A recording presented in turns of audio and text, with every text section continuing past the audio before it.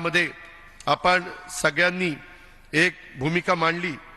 आपल्याला खरं आपल्या राज्यामध्ये आपल्या देशामध्ये प्रत्येकाला आपल्या जातीचा धर्माचा अभिमान असतोच आणि तो असला पाहिजे, त्याबद्दल दुमत नाही।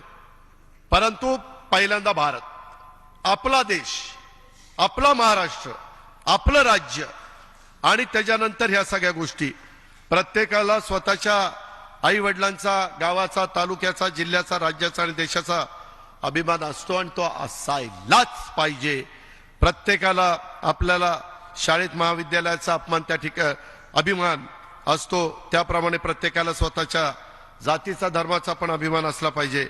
आपला हा अभिमान जपत असताना माझी महाराष्ट्रातल्या तमामांना विनंती आहे, तमाम जनतेला, सर्व जाती धर्माच्या नेत्यांना, कार्यकर्त्यांना, की आपला हा अभिमान जपत असताना इतर समाजाबद्दल, इतर जातीबद्दल, इतर धर्माबद्दल द्वेष किंवा आकस हा मनामध्ये ठेवू नका। याची आपण सर्वांनी काळजी घेतली पाहिजे। आपल्या बोलण्यातनं, वर्तणुकीतनं, अनावधाने देखील असे प्रकार घडत नाहीत ना, याची काळजी प्रत्येकाने घ्यावी। एखाद्या समाजाचा प्रश्न सोडवत असताना इतरांवर अन्याय होणार नाही याची काळजी सत्ताधारी म्हणून आपल्याला घ्यावीच लागेल। एखाद्याच्या समाजाचा मागासलेपणा काळानुरूप बदल झाला असल्यास त्याचं मागासलेलं पण पुन्हा तपासणं आवश्यक असतं। मात्र या कामासाठी वेळ लागतो, हे ध्यानात ठेवा। हे विशेषतः मराठा समाजाच्या तरुणांनी ध्यानामध्ये ठेवलं पाहिजे।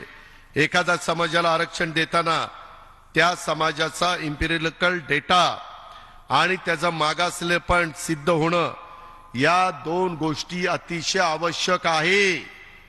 माग पृथ्वीराज बाबांच्या वेळेस दिलेलं आरक्षण हायकोर्टात टिकलं नाही। देवेंद्रजींच्या काळातलं दिलेलं आरक्षण हायकोर्टात टिकलं, ते सुप्रीम मध्ये टिकलं नाही। इम्पिरिकल डेटा असल्याशिवाय आणि तो शास्त्रोक्त पद्धतीनं गोळा केल्याशिवाय वैधानिक पातळीवर तो टिकत नाही। म्हणूनच जातनिहाय जनगणना झाली पाहिजे, कारण कधी काळी झाली, स्वातंत्र्य म्हणून 75 वर्ष झालीत। मी मागे पण बोललो, एकदा कळू द्या ना नक्की कोण किती संख्येने आहेत ते। आणि म्हणून जातनिहाय आम्ही सभागृहामध्ये पण दिलीपराव एकमताने ठराव केला होता, नाना पटोले अध्यक्ष असताना एकमताने, आणि त्याच्यामध्ये जातनिहाय त्याच्या संदर्भातलं जनगणना झाली पाहिजे। जोपर्यंत प्रत्येक समाजाची नेमकी आकडेवारी समोर येत नाही तोपर्यंत कुठल्या समाजाला किती आरक्षण द्यावं याचा अंदाज त्या ठिकाणी येत नाही। आणि म्हणून आत्ताचं जे काही वातावरण आहे सध्या तुमच्या माझ्या राज्यामध्ये जाती जातीत भांडणं उभी राहण्याचं जे सामाजिक चित्र आहे ते दुर्दैवी आहे। हे पाहता आज महाराष्ट्राला पुन्हा महापुरुषांच्या विचाराकडे घेऊन जाण्याची गरज आहे असं मला वाटतं। आपल्याला पुन्हा एकदा आपल्या इतिहासाकडे वळून बघण्याची गरज आहे। मित्रांनो, छत्रपती शिवरायांनी 18 पगड जातीला बरोबर घेऊन स्वराज्य निर्माण केलेला आपण छातीठोकपणे सांगतो। तो इतिहास ऐकल्यानंतर आज देखील एकदम अंगावर शहारे येतात। आणि हे सगळं होत असताना त्याच्यामध्ये आज मात्र एकमेकात 18 पगड जातीमध्ये देखील भांडणं होतात का काय? मित्रांनो, ही आपला महाराष्ट्र आपल्या छत्रपती शिवरायांचा, महात्मा फुल्यांचा, डॉक्टर बाबासाहेब आंबेडकरांचा, शाहू महाराजांचा त्यांच्या स्वप्नातला महाराष्ट्र हाच आहे का? अशा प्रकारचा प्रश्न कधीतरी वेगवेगळ्या कार्यकर्त्यांना पडतो। मला एक गोष्ट सांगायची, गुरुदेव रवींद्रनाथ टागोरांनी आपल्याच देशाचं राष्ट्रगीत म्हणताना जनगणमन लिहिताना त्यात काय लिहिलंय? पंजाब, सिंध, गुजरात, मराठा। पंजाब आहे, सिंध पण तेव्हाच होतं, त्याच्यामध्ये गुजरात पण आहेच राज्य, पण मराठा त्यांनी महाराष्ट्र असं म्हटलेलं नाही। कारण हा देश पूर्वीपासून महाराष्ट्राला मराठा म्हणून ओळखतो। सगळे महाराष्ट्रीयन ते मराठा म्हणून त्या ठिकाणी ओळखले जात होते। आणि मराठा ही महाराष्ट्राची अस्तित्वाची निगडीत अशा प्रकारची ओळख आहे। अटकेपार मराठ्यांनी झेंडे रोवले असं म्हटलं जायचं, तेव्हा त्यात सर्व जाती मराठ्यांमध्ये समाविष्ट होतात असायच्या.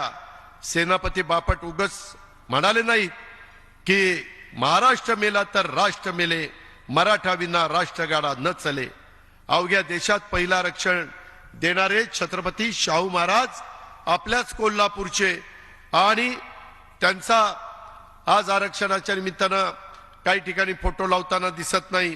पुण्यश्लोक अहिल्यादेवी होळकर यांनी महाराष्ट्रासाठी एक आदर्श अशा प्रकारचं काम केलं. त्यांनी केलेलं कार्य एका समाजाच्या करता नव्हतं, सर्व समाजाच्या कल्याणाच्या करता होतं. त्यांच्या बारव, त्यांच्या पाण्याच्या वेगवेगळ्या प्रकारच्या केलेल्या व्यवस्था, त्यावेळेसची बांधणी. जननायक राघोजी भांगरे यांनी फक्त आदिवासीसाठी त्या काळामध्ये उठाव केला नाही, हे डॉक्टर लामटे आपल्यालाही माहिती आहे. आणि त्याच्यामुळं शेतकऱ्यांच्या हक्कासाठी ते त्यावेळेस ब्रिटिशांच्या बलाढ्य सत्तेविरुद्ध लढले. देशात अस्पृश्यता निवारणासाठी डिप्रेस क्लास मिशन सुरू करणारे विठ्ठलरामजी शिंदे हे मराठा होते. कर्मवीर भाऊराव पाटलांनी पण बहुजनांच्या मुलांना शाळेमध्ये घालताना कधी हा कुठल्या जातीचा तो कुठल्या जातीचा अशा पद्धतीनं भेदभाव केला नाही. त्याच्यामध्ये कधी ते त्यांच्या मनाला पण शिवलं नाही. आणि आज आपण काय बघतोय, राज्यात काय चाललंय, त्याचा विचार आपण सगळ्यांनी केला पाहिजे. ही गोष्ट मला तुम्हाला आवर्जून सांगायची आहे. मित्रांनो, युगपुरुष छत्रपती शिवरायांना कुळवाडी भूषण ही उपाधी सर्वात पहिल्यांदा महात्मा ज्योतिराव फुलेंनी दिली. काय अर्थ होता? कुणब्यांच्या म्हणजे शेतकऱ्यांच्या हिताचा विचार करणारा राजा, असा त्याचा अर्थ होता. या सर्वांचा आपण आज विचार करणार आहोत का नाही, हा प्रश्न देखील आपल्याला पडलेला आहे. मराठ्यांनी मध्ये नुसते कुणबी नसते तर महात्मा फुलेंनी ही उपाधी दिली असते का? दुर्दैवाने आपण सर्व एकमेकांना जातीमध्ये बघतोय, महापुरुषांना जातीच्या बंधनामध्ये बांधतोय. आपलं पोर शिकलं पाहिजे, त्याने आयुष्याच्या लढाईत पुढे गेलं पाहिजे, हे प्रत्येक आई बापाचं स्वप्न असतं, त्याच्यात गैर काहीच नाहीये. पण दुसऱ्याचं पोर शिकत आहे, पुढे जात आहे, याचा आपण द्वेष कधीपासून करायला लागलोय. मित्रांनो, हा विचार महाराष्ट्राचा नाही, आपला नाही. तुम्हाला उदाहरण सांगतो, पवार, जाधव, गायकवाड ही अशी कित्येक आडनावं, अनेक आडनावं तुम्हाला महाराष्ट्रातल्या प्रत्येक जातीमध्ये सापडतील. मराठा ही भावकी होती, शेती करणारा कुणबी होता, मग तो कुठल्याही जातीचा असू द्या. आधीच्या काळापासून महापुरुषांच्या मध्ये देखील वाद होते, वाद नव्हते असं नाही, मतभेद होते. लोकमान्य टिळक आणि महात्मा फुले यांच्यात मतभेद होते. मात्र टिळकांना न्यायालयात मदत करणारे तेच महात्मा ज्योतिराव फुले याच मातीतले होते, हे देखील विसरून चालणार नाही. त्यांच्यापासून आपण काही शिकणार आहोत का नाही? आदरणीय यशवंतराव चव्हाण साहेब दिल्लीला गेले तेव्हाचा तर इतिहास आपल्याला सगळ्यांना माहिती आहे की मारुतराव कन्नमवार आणि स्वर्गीय वसंतराव नाईक साहेबांना त्यांनी राज्याची धुरा दिली. बंजारा समाजाचे वसंतराव नाईक असताना ह्या राज्याचे सलग 11 वर्ष महाराष्ट्राचे मुख्यमंत्री म्हणून त्यांनी काम केलं. ही आज रेकॉर्ड आहे. आजपर्यंत कुठलाही मराठा मुख्यमंत्री सलग 11 वर्ष मुख्यमंत्री राहिलेला नाही. वसंतरावांना पाठबळ देणं हे मराठ्यांचं मोठेपण नाही का? गांधींची ज्यावेळेस हत्या झाली त्यावेळेसही महाराष्ट्रात जातीय दंगली झाल्या, तेव्हाच्या मराठा नेतृत्वाने हे लोण वाढू दिलं नाही. त्यानंतर सुद्धा वेळोवेळी गावात आणि राज्य पातळीवर दंगली होण्यासाठी समाजाला दूर ठेवण्याची भूमिका घेतली गेली. त्यावेळेस प्रसंगी समाजाचा रोष पत्करला. अशा कितीतरी गोष्टी आहेत. मला पुन्हा पुन्हा तुम्हाला सगळ्यांना सांगायचं की आज महाराष्ट्रात समाजामध्ये तेर निर्माण होईल अशी चिथावणीखोर भाषणं होत आहेत. या बाजूने होत आहेत, त्या बाजूने होत आहेत. समाजाला चिथावणी देऊन दुसऱ्या समाजाच्या विरोधामध्ये उचकवण्याचा काम केलं जातंय. हे बाबांनो थांबलं पाहिजे, हे थांबायलाच हवं. यातून दंगली घडल्या तर कोण त्याला जबाबदार? हे दंगलीचं सगळ्यात मी अनेक वर्ष बघतो, जर कुठं दंगल झाली तर गरीबाचं घर जळतं, रक्त सांडतं ते गरीबाचं सांडतं, तरुण पोरांचं ह्याच्यात आयुष्य बर्बाद होतं. नावं आली तर पुढं नोकरीचा प्रश्न निर्माण होतो. आज महाराष्ट्रात कोणी राजकारणासाठी जाती जातीमध्ये भांडण लावून दंगली घडून आणत असतील तर मी सांगतो, राष्ट्रवादी काँग्रेस पक्ष आणि हा अजित पवार ते होऊन देणार नाही. भले त्यासाठी किती मोठी किंमत मोजावी लागली तरी चालेल, तरी देखील हे होऊन दिलं जाणार नाही. जे